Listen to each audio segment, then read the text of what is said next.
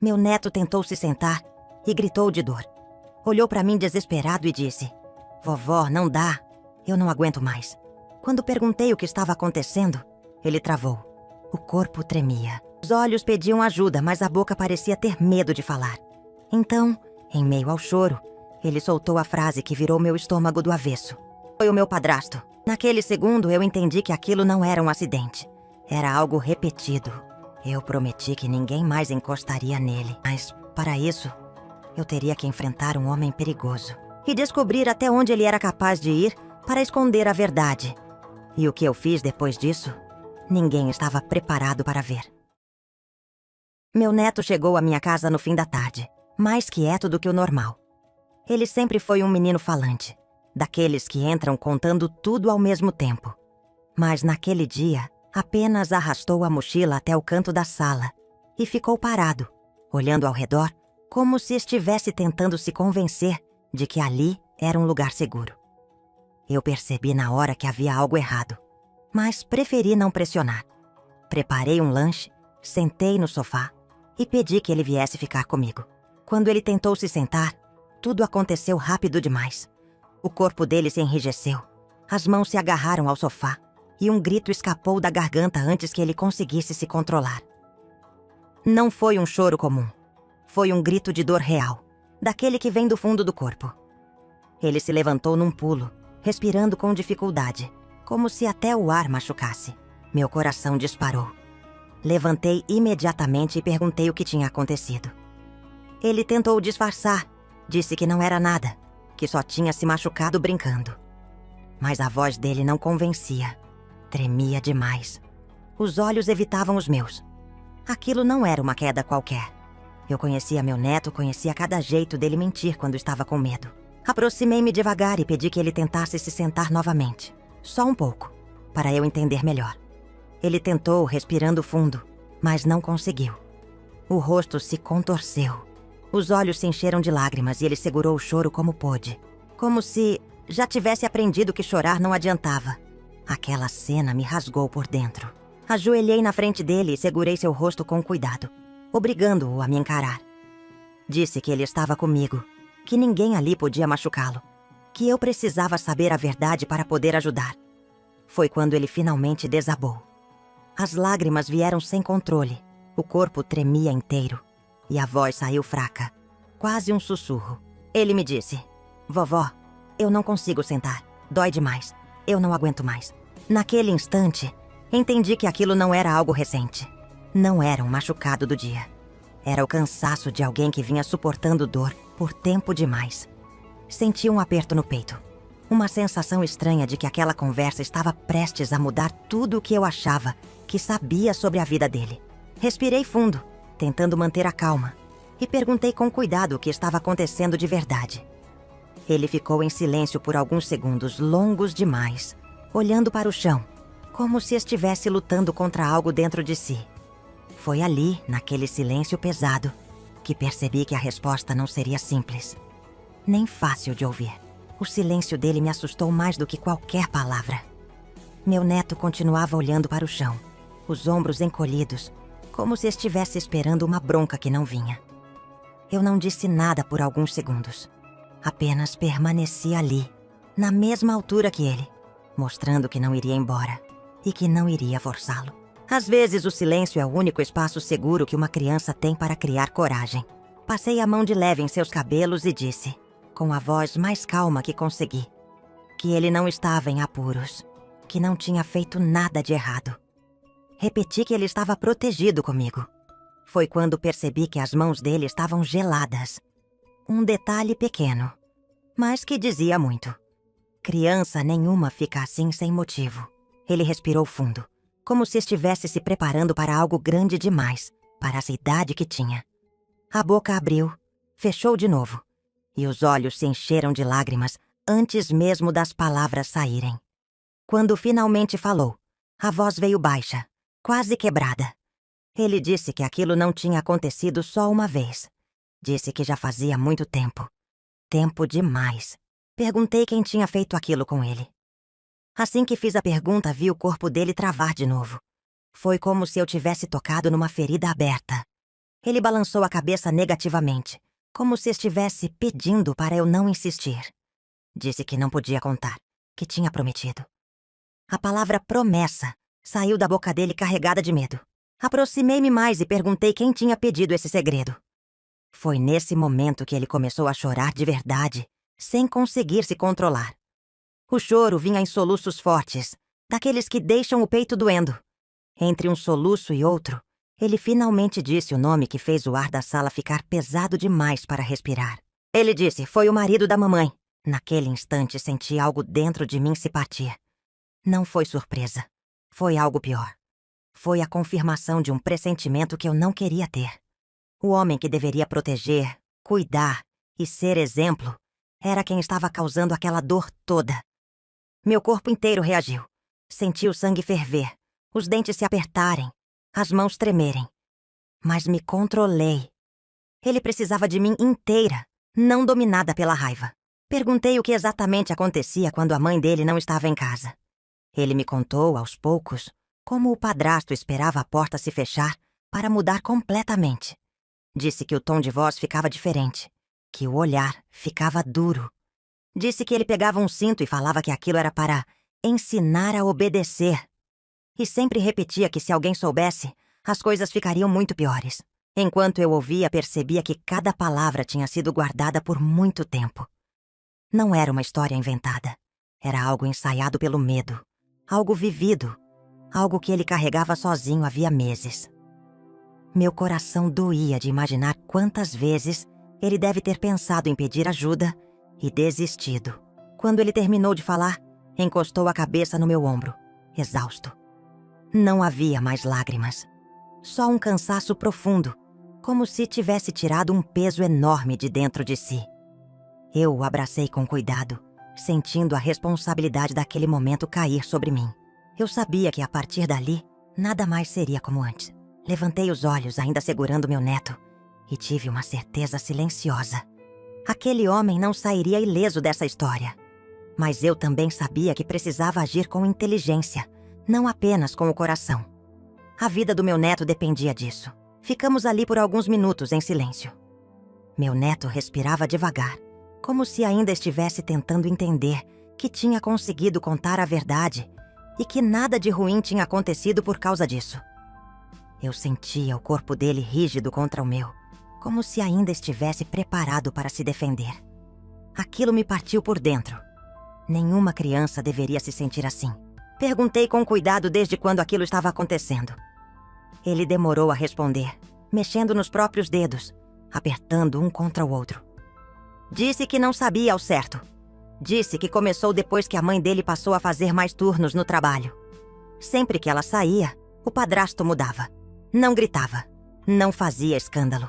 Era tudo calculado, como se tivesse certeza de que ninguém ouviria. Ele me contou que o padrasto dizia que aquilo era educação, que falava com calma enquanto levantava o cinto, como se estivesse explicando algo normal. Disse que, depois, mandava ele se sentar e ficar quieto, mesmo quando doía demais. Quando meu neto dizia que não conseguia, a resposta era sempre a mesma, que precisava aprender a obedecer. Enquanto ele falava, eu sentia um nó se formando na garganta. Perguntei se ele tinha contado para alguém antes. Ele balançou a cabeça, dizendo que não. Disse que teve vontade de contar muitas vezes, mas sempre lembrava da ameaça. O padrasto dizia que, se ele abrisse a boca, a mãe iria sofrer, que a culpa seria dele. Aquilo o calava mais do que qualquer dor física. Perguntei se a mãe dele desconfiava de alguma coisa. Ele disse que não, que ela chegava cansada, perguntava se estava tudo bem, e ele sempre respondia que sim. Disse que tinha medo de que, se falasse, ela ficasse triste ou brava com ele. Ou, pior, que não acreditasse. Aquela frase ficou ecoando na minha cabeça. O medo de não ser acreditado é o que mais machuca. A cada palavra, eu entendia melhor o tamanho da crueldade daquele homem. Não era só a violência. Era manipulação. Era fazer uma criança acreditar que merecia aquilo e que precisava proteger o próprio agressor. Meu neto não estava apenas machucado no corpo. Estava preso numa culpa que nunca foi dele. Segurei o rosto dele novamente e disse, olhando bem dentro dos olhos: que ele não tinha culpa de nada, que nada daquilo era normal, que ninguém tinha o direito de encostar nele daquela forma. Vi algo mudar no olhar dele naquele instante, como se, pela primeira vez, ele começasse a acreditar nisso. Levantei-me devagar, ajudando-o a ficar de pé, e disse que ele ficaria comigo naquele dia, que não iria voltar para aquela casa. Não ainda. Ele me olhou assustado, perguntando se o padrasto ia ficar bravo. Eu respondi que aquilo não importava mais. O que importava era a segurança dele. Enquanto eu o levava para o quarto de hóspedes, uma certeza começou a se formar dentro de mim, pesada e definitiva. Eu não podia errar. Cada passo a partir daquele momento precisava ser pensado, porque, se eu falhasse, aquele homem teria outra chance de machucá-lo, e eu não permitiria isso. Naquela noite, quase não dormi. Meu neto adormeceu exausto no quarto de hóspedes, depois de muito insistir que a porta ficasse aberta e a luz acesa. Eu respeitei. Fiquei sentada na poltrona por horas, observando o peito dele subir e descer, como se cada respiração fosse uma confirmação de que ele ainda estava ali, seguro. A cada barulho da casa, meu corpo se enrijecia. A raiva não me deixava descansar, mas eu sabia que precisava manter a cabeça fria. De manhã, preparei o café como se fosse um dia comum. Meu neto apareceu devagar, andando com cuidado, evitando se sentar. Aquilo reforçou tudo o que eu tinha ouvido. Perguntei se ele topava ir comigo ao médico. Ele hesitou. Perguntou se aquilo iria dar problema. Eu disse que não, que era só para cuidar dele. Não mencionei mais nada. Ele assentiu em silêncio. No consultório, inventei uma desculpa simples. Disse que ele tinha caído algumas vezes. O médico pediu exames, fez perguntas, observou com atenção. Meu neto me olhava o tempo todo, como se pedisse permissão para falar. Em um momento, quando ficamos sozinhos, ele segurou minha mão com força. Não disse nada, mas eu entendi. Aquela era a primeira vez que alguém estava olhando de verdade. Quando os resultados chegaram, senti o peso da confirmação. Não era recente. Havia marcas antigas, repetidas, sinais claros de algo contínuo. O médico me olhou com seriedade e perguntou se eu tinha certeza da história que tinha contado. Eu respirei fundo e disse que não. Disse que aquilo era só uma parte. Ele não fez mais perguntas, apenas anotou tudo com cuidado. Aqueles papéis se tornaram a primeira prova do que eu já sabia.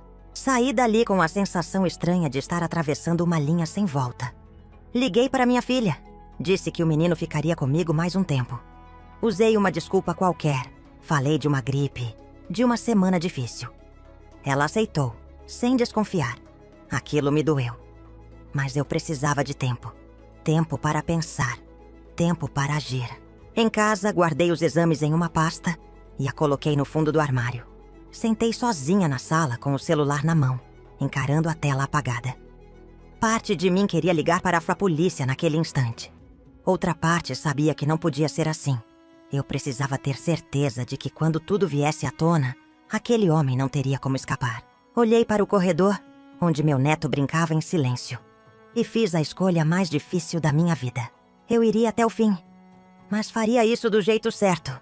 E para isso eu teria que me aproximar do perigo mais do que gostaria. Eu sabia que não poderia esconder a verdade da minha filha por muito tempo. Cada dia que passava, o peso daquela decisão crescia dentro de mim. Ela ligava perguntando do filho. Queria falar com ele. Perguntava quando poderia buscá-lo. A voz dela parecia normal demais para alguém que ainda não sabia que a própria casa tinha sido o lugar mais perigoso para o menino. Escolhi um fim de tarde para contar. Pedi que ela viesse até minha casa sozinha. Quando chegou, estranhou o clima. Perguntou logo se algo grave tinha acontecido. Eu a levei até a cozinha, sentei à mesa e pedi que respirasse fundo. Comecei devagar, falando do dia em que o menino tentou se sentar e não conseguiu. Contei do choro, do silêncio, das palavras que ele demorou tanto para dizer. No início, ela balançava a cabeça confusa, como se ainda acreditasse que aquilo fosse algum mal-entendido. Mas, quando eu disse o nome do homem com quem ela dividia a vida, o rosto dela perdeu a cor. Ela se levantou de repente, começou a andar de um lado para o outro, repetindo que aquilo não podia ser verdade. Disse que ele nunca faria algo assim. Disse que devia haver outra explicação. Então eu coloquei a pasta sobre a mesa e empurrei na direção dela. Ela abriu com mãos trêmulas e começou a ler. A cada linha, o corpo dela parecia ceder um pouco mais. Quando terminou, caiu sentada na cadeira, cobrindo o rosto com as mãos. O choro veio forte, desesperado, misturado com culpa e incredulidade. Ela repetia: "Eu não vi. Como eu não vi?" Dizia que falhou como mãe, que colocou o filho nas mãos erradas. Em um momento, levantou os olhos vermelhos e disse que iria até a casa dele naquele instante, que não responderia por si mesma. Vi ali uma dor que poderia se transformar em algo ainda pior. Antes que ela pudesse sair, o menino apareceu na porta da cozinha. Tinha ouvido parte da conversa. Ele se aproximou devagar e segurou a mão da mãe. Olhou para ela com um cuidado que nenhuma criança deveria ter. Disse que não queria que ela se machucasse por causa dele. Disse que queria que aquilo acabasse do jeito certo. Minha filha caiu de joelhos diante do filho e pediu perdão. Um perdão quebrado, sincero, repetido muitas vezes. Prometeu que nunca mais deixaria ninguém encostar nele daquela forma. Prometeu que ele nunca mais estaria sozinho. Eu observei aquela cena em silêncio, sentindo que, apesar de tudo, algo estava se reconstruindo ali. Quando o choro cessou, minha filha levantou o rosto e me encarou com firmeza. Disse que faria tudo o que fosse necessário para proteger o filho, mas pediu minha ajuda. Disse que sozinha não conseguiria pensar com clareza. Eu segurei a mão dela e respondi que já tinha começado. E que, a partir daquele momento, nada seria feito sem provas suficientes para garantir que aquele homem pagaria por tudo. Naquela noite, quando todos dormiram, eu fiquei acordada mais uma vez. Sabia que o caminho à frente seria longo e doloroso, mas também sabia que agora não estava mais sozinha. E que o homem que acreditava estar no controle estava prestes a cometer o maior erro da vida dele. Nos dias que se seguiram, nada parecia diferente por fora. Minha filha voltou para casa com o filho, mantendo a rotina como se tudo estivesse normal. Aquilo era o mais difícil de sustentar. Fingir, sorrir em conversas curtas, responder mensagens banais. Mas, por dentro, cada um de nós sabia exatamente o que estava em jogo. Eu passei a ir à casa deles com mais frequência. Chegava cedo, saía tarde, inventava motivos simples. Dizia que estava preocupada com o menino, que queria ajudar mais. O padrasto aceitava minha presença com um sorriso controlado, daqueles que parecem gentis demais. Eu observava tudo.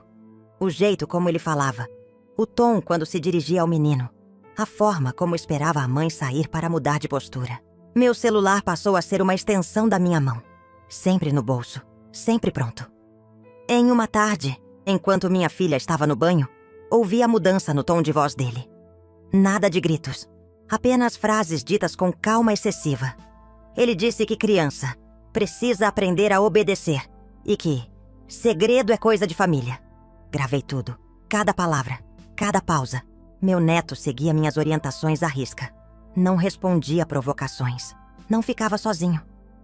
Quando sentia medo, me mandava uma mensagem curta, combinada entre nós. Aquilo me dava tempo para aparecer, ligar, interromper. Eu me sentia caminhando na beira de um abismo, mas precisava continuar. Não podia falhar agora. Em outra ocasião, o padrasto reclamou que o menino estava difícil. Disse que estava respondão demais. Minha filha permaneceu em silêncio, segurando a própria respiração. Eu observei o olhar dele, procurando apoio, tentando medir até onde podia ir. Não encontrou. Aquilo o incomodou. Guardei as gravações em mais de um lugar. Fiz cópias. Anotei datas, horários, contextos.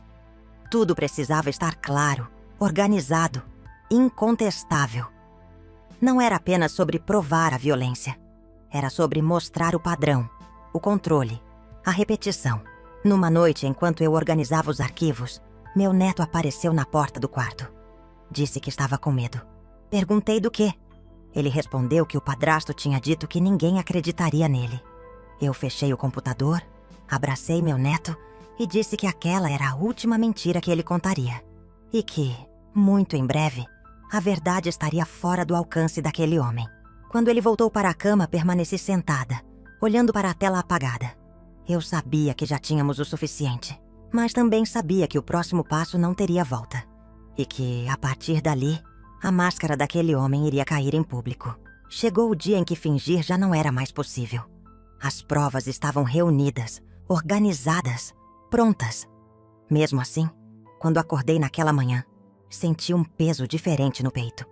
Não era medo, era a consciência de que, depois daquele dia, nada poderia ser desfeito. A verdade iria sair, custasse o que custasse. Minha filha quase não falou durante o caminho. Mantinha os olhos fixos na rua, as mãos firmes no volante. Meu neto ia no banco de trás, segurando um brinquedo pequeno, apertando-o com força. De vez em quando eu me virava para trás e sorria para ele, tentando passar segurança. Ele retribuía com um aceno tímido. Era pouco, mas era suficiente. Na delegacia, o ambiente era frio, impessoal. O som dos passos, das portas se fechando, tudo parecia mais alto do que deveria. Quando sentamos para prestar depoimento, senti minha voz tremer no começo, mas continuei. Contei desde o primeiro grito de dor até cada detalhe que conseguimos registrar depois. Entreguei os laudos médicos, as gravações, as anotações. O policial ouviu tudo em silêncio, anotando com atenção. Quando chegou a vez do meu neto falar, meu coração quase saiu pela boca. Ele falou pouco, do jeito dele. Disse quem machucava, quando acontecia e como se sentia depois. Não precisou dizer mais nada.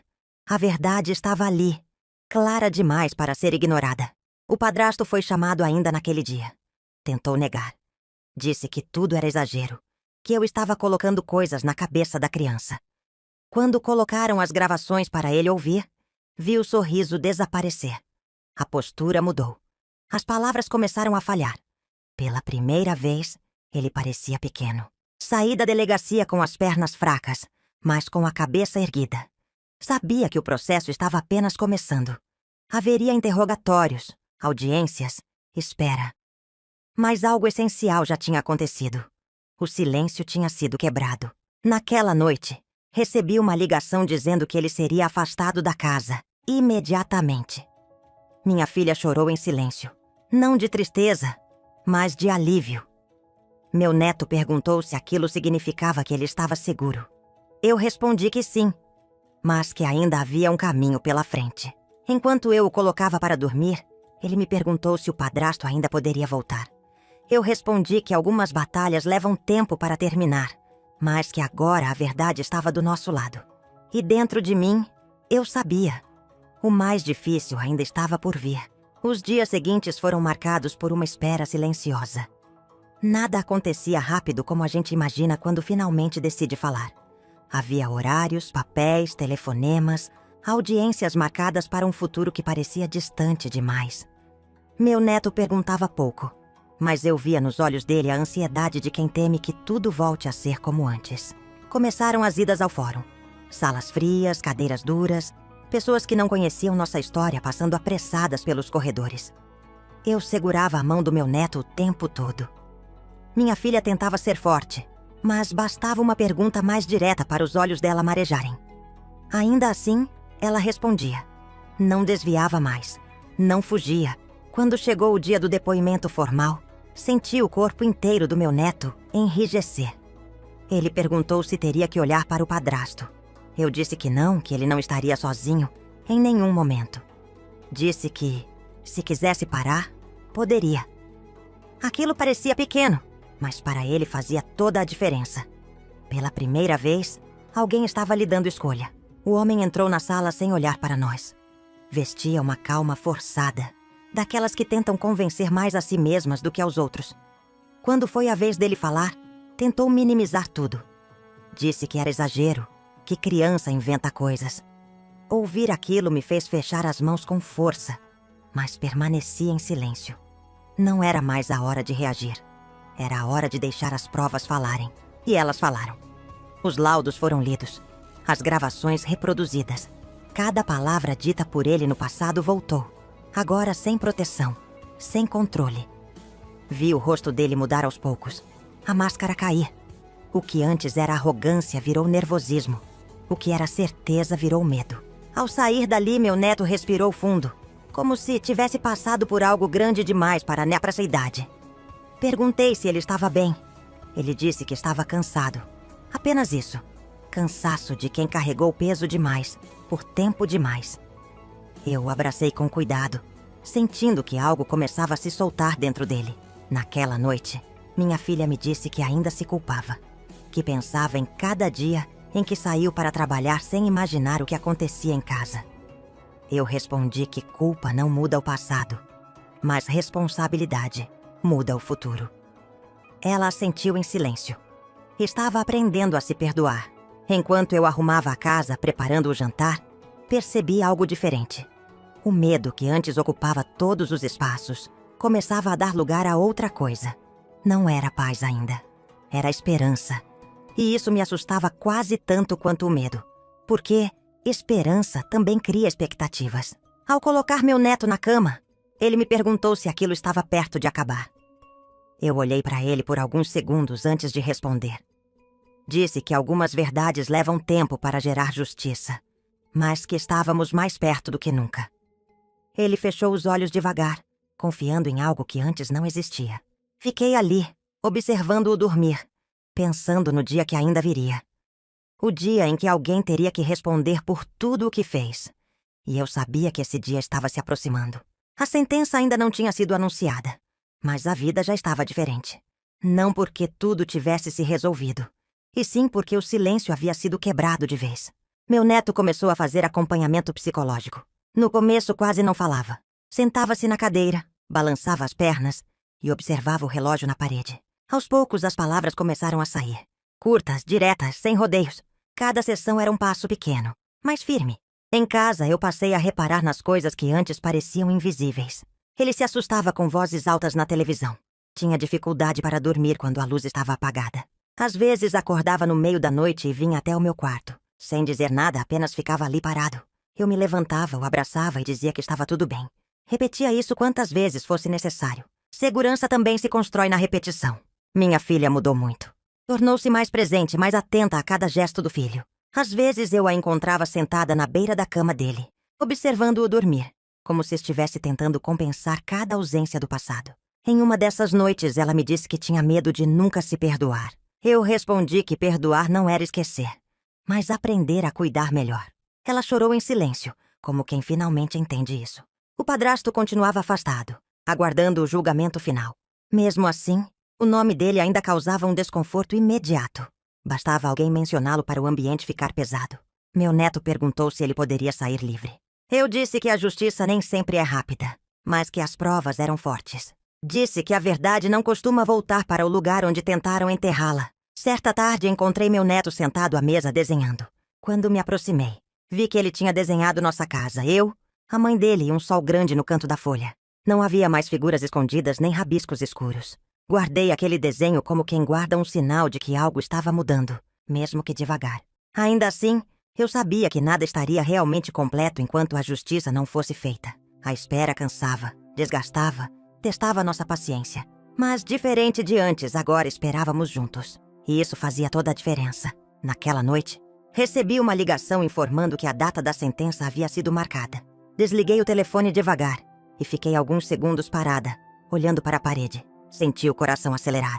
O momento que tanto temíamos e desejávamos ao mesmo tempo estava finalmente chegando. Olhei para o quarto do meu neto, ouvi a respiração tranquila dele dormindo e soube que o próximo dia mudaria tudo. Para melhor ou para pior, aquela história estava prestes a ter um desfecho. O dia da sentença amanheceu diferente. Não havia pressa nem palavras em excesso. Minha filha acordou cedo, preparou o café em silêncio e meu neto se vestiu devagar, como se soubesse que aquele não era um dia comum. No caminho até o fórum, ninguém falou muito. Cada um carregava seus próprios pensamentos. Mas todos sabíamos que aquele momento definiria o que viria depois. A sala estava cheia, mas parecia vazia ao mesmo tempo. Quando o padrasto entrou, evitou olhar na nossa direção. Não havia mais arrogância nem segurança. Apenas um homem encurralado pelas próprias ações. Meu neto segurou minha mão com força, e eu apertei de volta, mostrando que estava ali, do começo ao fim. O juiz começou a ler a sentença com uma voz firme e sem emoção. Cada palavra parecia pesar toneladas. Quando a condenação foi anunciada, não houve reação imediata. Nenhum grito, nenhum choro. Apenas um silêncio pesado, seguido por um suspiro coletivo. A justiça tinha sido feita. Aquele homem foi responsabilizado por tudo o que fez e afastado definitivamente da vida do meu neto.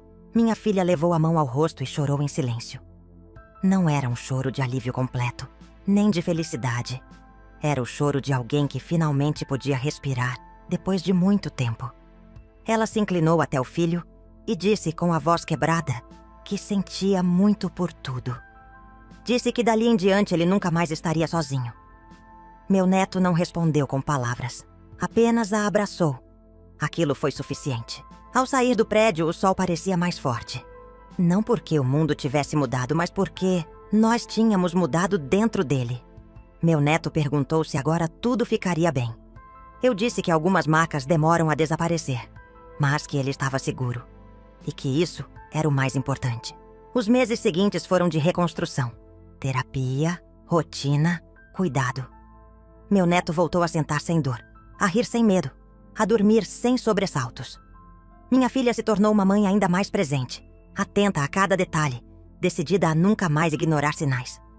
Quanto a mim, aprendi que amor não é só proteção. É coragem para enfrentar o que ninguém quer ver. Hoje, quando olho para trás, sei que aquela frase dita na minha sala mudou tudo. Vovó, eu não aguento mais. Aquilo não foi apenas um pedido de ajuda. Foi o início de justiça, de cura e de um recomeço. E eu faria tudo de novo, sem hesitar. Se você chegou até aqui, eu quero te agradecer de verdade por ouvir essa história até o fim. Histórias como essa não são fáceis, mas precisam ser contadas. Porque o silêncio nunca protege ninguém. Agora me conta, de onde você está ouvindo essa história? Qual cidade ou país? Você já ouviu ou viveu algo parecido? Ou conhece alguma história surpreendente que marcou sua vida? E enquanto assistia, o que você estava fazendo? Estava deitado, trabalhando, cozinhando, indo para o trabalho, tentando relaxar depois de um dia difícil? Seu comentário é muito importante porque aqui não é só um canal de histórias. É um espaço onde a gente escuta, reflete e, muitas vezes, se reconhece. Se essa história te tocou de alguma forma, deixe seu like e se inscreva para não perder as próximas. Nos vemos na próxima história.